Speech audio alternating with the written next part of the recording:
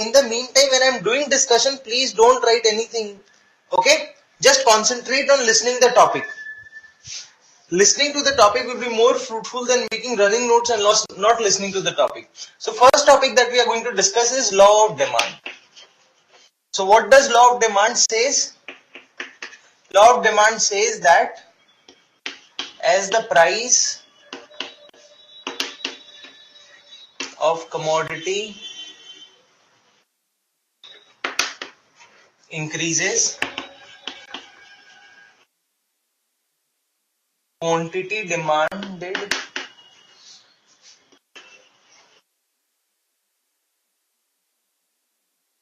falls, and vice versa.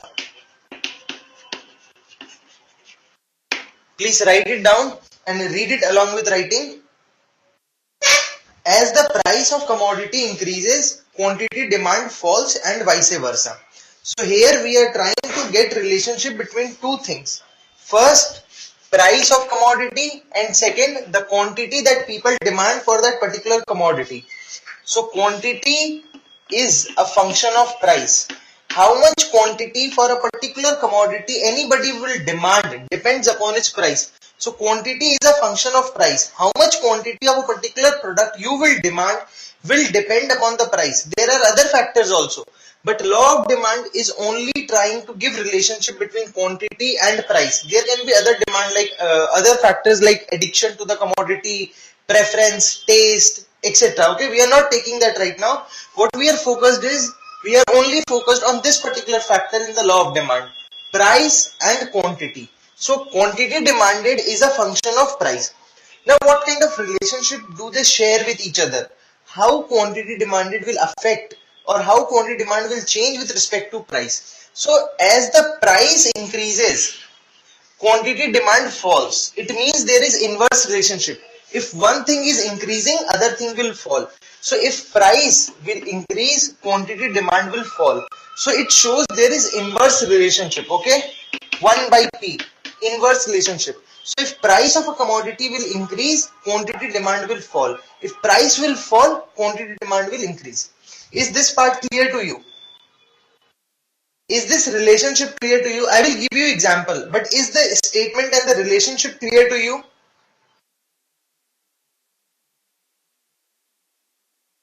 Yes, no?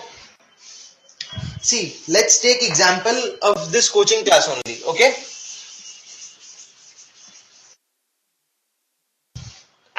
As of now, your fees for general studies is 80,000. Now, there may be various students who are willing to write civil service exam and who want to take coaching, but 80,000 is a price that they cannot afford, okay? Maybe they can afford 75,000 fees. So what will happen?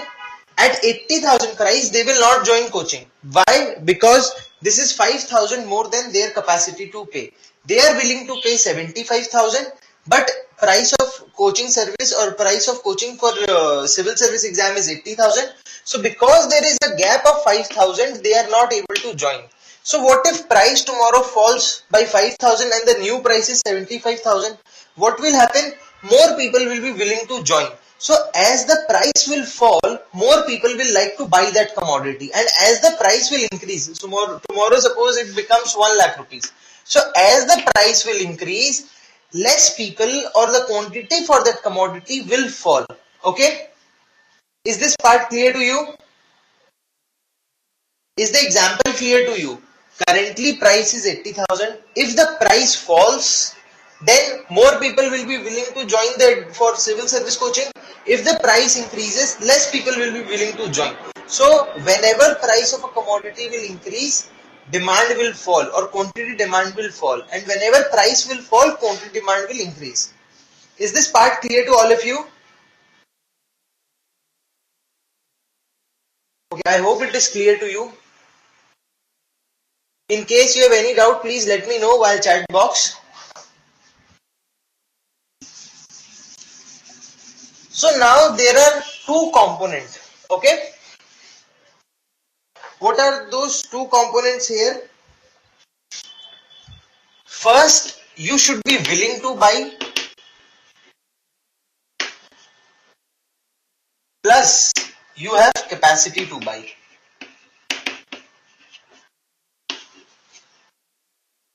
In order to purchase a particular commodity, or in order to see if there is a demand for any particular commodity in the market, there are two things that has to be fulfilled.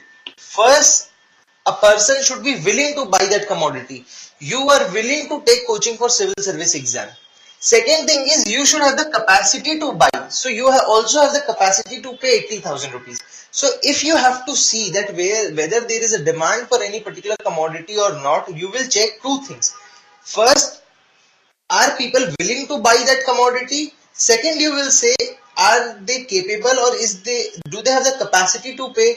Until and unless these two conditions are fulfilled, you can never say that there is demand for a product. You can only say that a product is in demand when people are willing to buy plus they have capacity to buy. Is this clear? Is this part clear to you?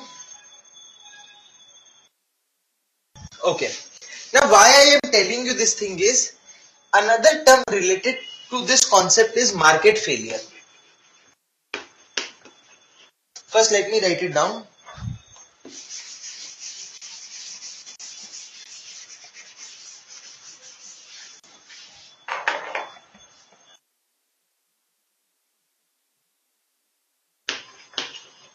We can say there is demand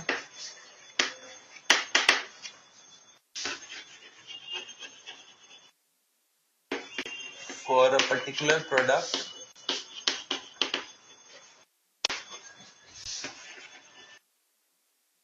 particular commodity in the market only when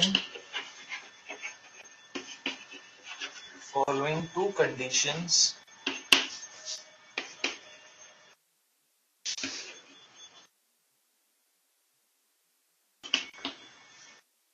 are met.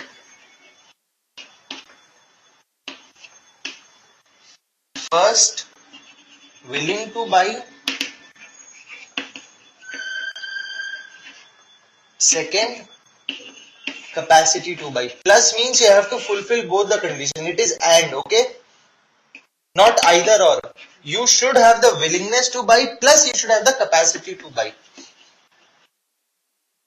Okay? Write it down.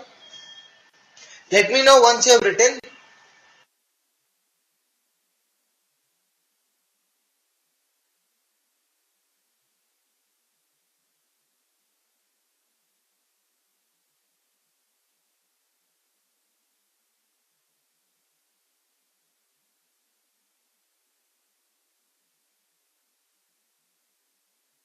Can I rub it and move ahead?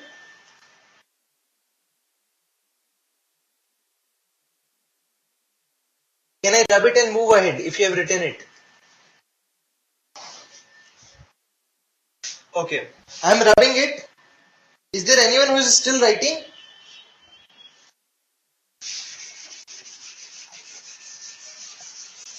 Now there is another thing that is related to this concept is concept of market failure.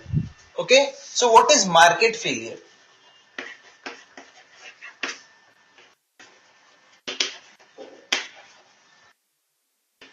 Now I have told you that for you to judge that yes, there is a demand for a particular commodity, you have to see that both the conditions are fulfilled. Willingness to buy, capacity to buy. Okay?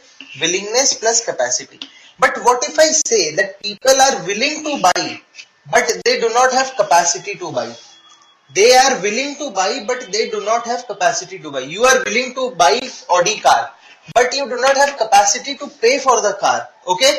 So what if I say that only willingness is there but capacity is not there? So when there is a situation in which people are willing to buy but they do not have the capacity to buy, you are willing to take coaching for civil service exam but you do not have the capacity to pay the fees, then that situation is called market failure, where a market exists because people are willing to buy but that market is not complete, or the demand is not complete because there is a situation of failure in the market as people do not have the capacity.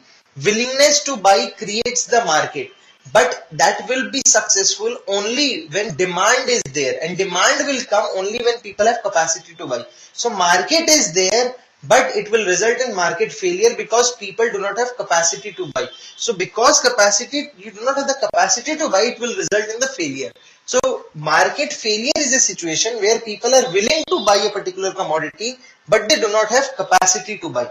When only people are having willingness to buy without any capacity, then we call it a situation of market failure. Okay? It is a situation where people are willing to buy a particular commodity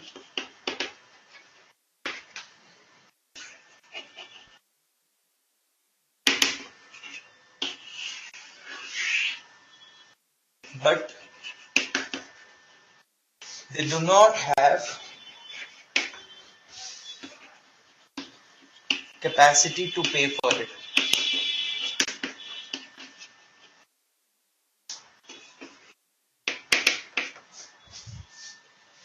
Is this part clear to you? There is willingness, but there is no capacity. You are willing to buy a particular commodity, but you do not have capacity to pay or capacity to buy. Is this clear? Willingness, yes. Capacity, no. So then we will call it a situation of market failure. Is this concept clear to you?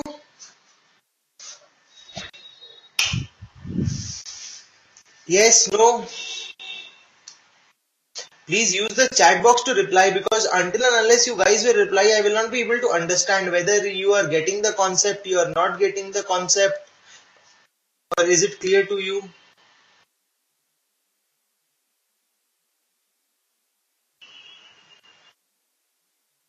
Okay. So let's move ahead to next topic.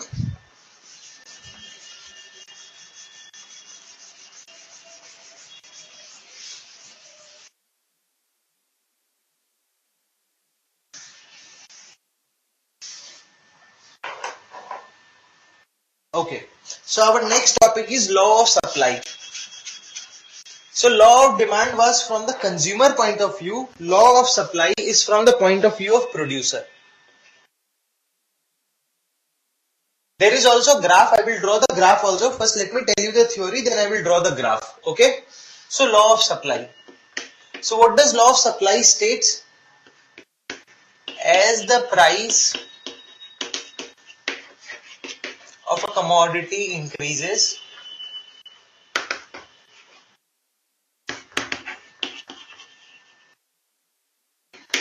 its quantity supplied also increases. Just look at the relationship this time. Again, price and quantity supplied. So relationship is again between quantity and price. But what it is saying, that as the price increases, quantity supplied also increases. Earlier, when we were discussing law of demand, it was quantity demand falls. But here it is saying that quantity demand increases. Means according to law of supply, quantity and price have positive relationship. See, supply like demand, supply of a commodity also depend upon various factors. Okay, I am not disputing that. But at the moment we are only concentrating on one factor, that is price, and we are not taking other factors into consideration. So if quantity supplied depends only upon price, then they share a positive relationship. Why? Because as the price increases, quantity supplied will also increase. So if the price will go up, more people will be willing to supply you that particular commodity. Just write QS here so that you don't get confused between it. You can write QD and QS. Okay. So QD is for your quantity demanded and QS is for quantity supplied. So as the price will increase, quantity supply will also increase. Now let's look at the example. I am teaching Indian economy. So I am a supplier of this particular service, Indian economy. All of you are consumer. Now at the moment, I am getting 10,000 per student for one batch. Okay, for teaching Indian economy. So every day I take classes for 4 hours. But suppose tomorrow this price increases from 10,000 to 12,000. Then obviously I will get more price. Or suppose if all the students who are willing to learn Indian economy from me, I am not able to accommodate in that 4 hours batch. So I will tell them that no, I can only teach 4 hours a day, and I am already teaching student at 10,000 rupees in this 4 hours. So my capacity is full. I cannot teach you anymore. Okay. Now what will happen? You will say, sir, please start one extra batch. We will pay you 12,000 rupees. So if you guys will increase the price of, or if the price of the particular service provided by me increases in the market and it becomes 12,000, then it will give me extra need, or it will give me a extra push to start another batch. Why? Because I will think that if I can earn 10,000 per student by teaching 4 hours, why not start another batch for another 4 hours? So if the price will increase, then it will increase my profit. Okay, the profit or the money that I will be making from giving coaching service will also increase. So when the money that I will earn from this activity will increase, it will push me to produce more goods. So I will start one more batch. So maybe if I am taking one batch from 6 p.m. to 10 p.m. in the evening, I will start another batch from 6 a.m. to 10 a.m. in the morning. So as a result, because price has increased here, I will increase quantity supplied. Earlier I used to teach 100 students in 4 hours. Now I will be teaching 200 students in 8 hours. So I will increase my capacity to supply. I will supply more goods because price has increased. Simply when the price increases, profit of the person increases. So if the profit of the person or the producer increases, he will produce more goods. He will supply more goods in the market. Is this part clear to you?